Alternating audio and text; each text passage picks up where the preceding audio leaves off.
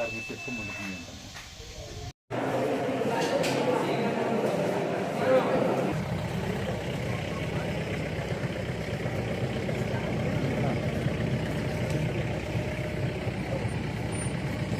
ಹಾಂ